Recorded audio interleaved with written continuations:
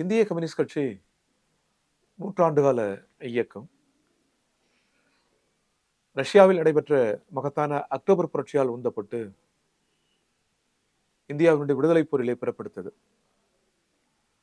இந்திய கம்யூனிஸ்ட் கட்சி தோற்றுவிக்கிற பொழுதே இந்திய விடுதலையை முழங்கியது.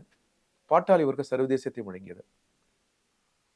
இந்திய கம்யூனிஸ்ட் கட்சி மார்க்ஸ், ஏங்கல்ஸ் என்கிற மகத்தான மனிதர்களின் கருத்தியலை ஏற்றுக்கொண்டிருக்கிறது.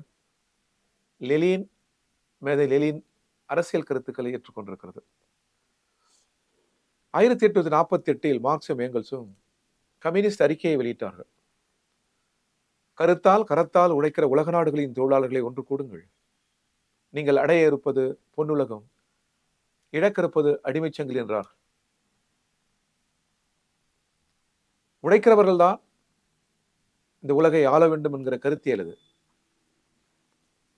சமூக அறிவியல் கருத்து, விடுதலை கருத்துக்களை உள்ளடக்கியது மார்க்சியம். இயற்கையில் கருத்தால் கரத்தால் உழைக்கிறவர்கள் தான் வினைபுரிந்து கூட்டு உழைப்பை செலுத்தி செல்வங்களை கொண்டு வருகிறார்கள். அந்த செல்வங்களை அபகரித்துக் கொள்கிறார்கள் முதலாளிகள். கூட்டு உழைப்பால் உருவாக்கப்படுகிற செல்வம் இயற்கையை தூக்கத்திலிருந்து தட்டி எழுப்புகிறது உழைப்பு.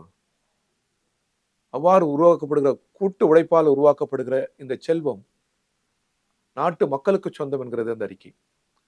ஆனால் இன்று வரை அது தனியார்களுக்கு சொந்தமாக இருக்கிறது. இந்த போர் தொடர்கிறது.